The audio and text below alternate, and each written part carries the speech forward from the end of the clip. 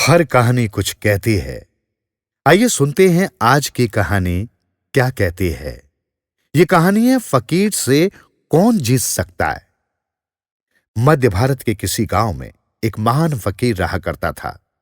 वो ज्ञानी होने के साथ साथ करुणाशील भी था। वो किसी से अनावश्यक भेंट भी नहीं स्वीकारता था। बड़ा ही सादगीपूर्ण जीवन था उसका। एक कक्ष के झोंपड़े में वो रहता था। पूंजी के नाम पर उसके पास चंद बर्तन और 2 कंबल के अलावा कुछ न था। अब उन कंबलों को चाहे वस्त्र कह दो या उसका ओढ़ना बिछोना, परंतु ओढ़ने बिछोने के नाम पर जो कुछ भी उसके पास था बस वही था। स्वाभाविक तौर पर जब इतना महान फकीर था तो पूरा गांव उसकी बड़ी इज्जत भी करता था। और उनकी जो बात मैं बताने जा रहा हूं वो सर्दी के मौसम की है। बड़े कड़ाके की ठंड पड़ रही थी उन दिनों। ठंड की ऐसी ही एक रात्रि को हमेशा की तरह फकीर अपने एक कंबल ओढ़े व एक बिछाए सो रहा था। अब फकीर तो वही है जो स्वयं के भरोसे जीते हैं। सो झोपड़े के दरवाजे पर सांकल वगैरह लगाने का भी सवाल नहीं उठता था। उधर उसी समय एक भूखा चोर गांव में तफरीह पर निकल पड़ा। उसे अन्य कहीं घुसने में तो सफलता नहीं मिली, परंतु चूंकि फकीर का द्वार खुला था सो वो चोरी करने वहीं घुस गया।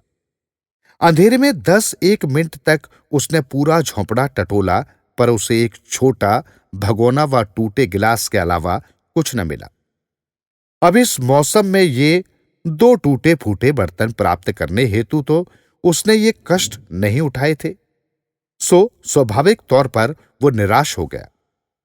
इधर फकीर की नींद क्या, वो तो पहली आहट से ही जाग गया था, परंतु फकीर भी फकीर था। वो आंखें बंद किए ही इस तमाशे का मजा ले रहा था। उधर चोर को अंत में जब कुछ न सूझा तो उसने फकीर का ओढ़ा हुआ कंबल ही झपट लिया। कम से कम कुछ आत्मसंतोष तो मिलना चाहिए। इतनी रात को इतनी तकलीफ उठाने के बाद भी हाथ कुछ न लगे तो ये तो नाकामी हुई, और नाकामी तो नाकामी है, चोर तक को पसंद नहीं आ सकती है। सो बस कंबल मारने के आत्मसंतोष के साथ वो दरवाजे से बाहर निकलने को हुआ, लेकिन वो निकल नहीं पाया क्योंकि फकीर ये सारा तमाशा देख ही रहा था और अब उसके बीच में कूदने का वक्त भी आ ही गया था। बस उसने दरवाजे के बाहर जाते चोर को कड़क आवाज में रुकने को कहा। फकीर की रौबदार आवाज सुन चोर के पांव ही जकड़ गए। इस दरमियान फकीर उठ खड़ा हुआ और उसे भीतर आने को कहा। चोर के तो भारी ठंड में पसीने छूट गए। बेचारा चुपचाप वापस अंदर आ गया। इधर चोर के चेहरे पर ऐसी घबराहट देख फकीर ने बड़ी विनम्रता पूर्वक उससे माफी मांगते हुए कहा, माफ करना भाई, तुम इतनी ठंड में इतनी दूर से आए पर मैं तुम्हारी कोई सहायता न कर सका। घर में कुछ है ही नहीं जो तुम्हें संतुष्ट कर पाऊं, लेकिन अगली बार आना हो तो इतला करके आना। आसपास से मांगकर कुछ एकत्रित कर लूंगा ताकि तुमको इस कदर निराशा लेकर न जाना पड़े। उधर चोर जो पहले ही फकीर की कड़क आवाज सुन घबराया हुआ था, अब ऐसा हसीन प्रस्ताव सुनते ही बर्तन के साथ साथ उसके हाथ से कंबल भी छूट गया। बौखला तो ऐसा गया कि बिना कुछ लिए ही भागने को हुआ। ये देख फकीर ने फिर गरजते हुए उससे कहा, जो लेकर जा रहे थे वो सब तो लेकर ही जाना होगा, और हां, जाते वक्त ये दरवाजा जरा सरका देना ताकि मैं ठंड से बच सकूं। बेचारा चोर, वो तो रुआबदार आवाज के संबोधन में फकीर का हर हुक्म मानने को बाध्य हो गया था। उसने वो फेंका कंबल व बर्तन फिर उठाए और जैसा कि फकीर ने कहा था दरवाजा आड़ा कर चलते बना। यहां तक तो सब ठीक, पर सुबह होते होते तो वो पकड़ा भी गया। वो तो पकड़ा ही जाना था क्योंकि फकीर के कंबल से पूरा गांव परिचित था। स्वाभाविक तौर पर सबको उस चोर पर बड़ा क्रोध भी आ रहा था।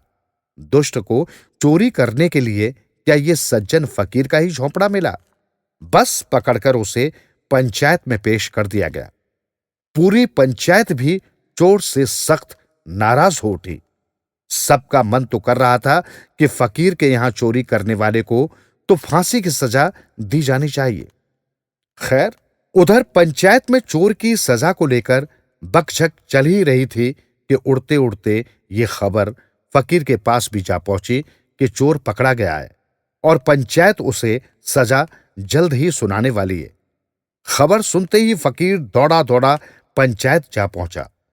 उसने वहां जाकर साफ कहा कि ये कंबल व बर्तन उसने चुराए नहीं, बल्कि मैंने ही उसे ये सब ले जाने को कहा था। ये तो बड़ा ही सज्जन व्यक्ति है।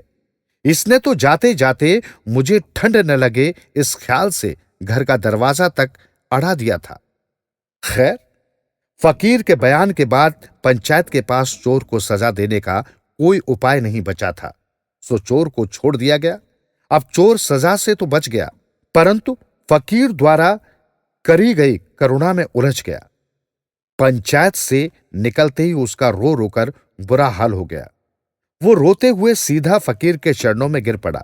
यही नहीं, उसने फकीर से अपना सेवक बनाने की रट ही पकड़ ली। कुछ आनाकानी कर फकीर ने उसे सेवा का मौका देना तय किया और उसे अपने साथ घर ले आया।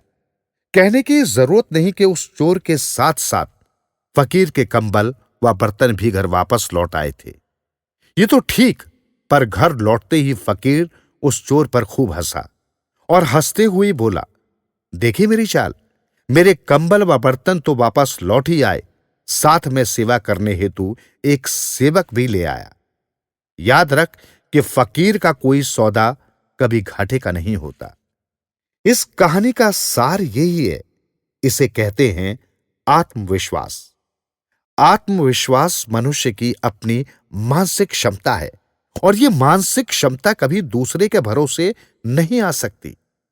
वो दूसरा कोई क्षमतावान व्यक्ति हो या कोई महान सिद्धांत, वो दूसरा फिर चाहे बड़े से बड़ा धन हो या सत्ता का कोई शिखर। ध्यान रख ही लो कि धन, व्यक्ति, वस्तु, विचार, धर्म या सत्ता में ऐसा कुछ भी नहीं जो मनुष्य को आत्मविश्वास से भर सके। मनुष्य का आत्मविश्वास सिर्फ उसकी अपनी प्रतिभा के प्रति ही हो सकता है।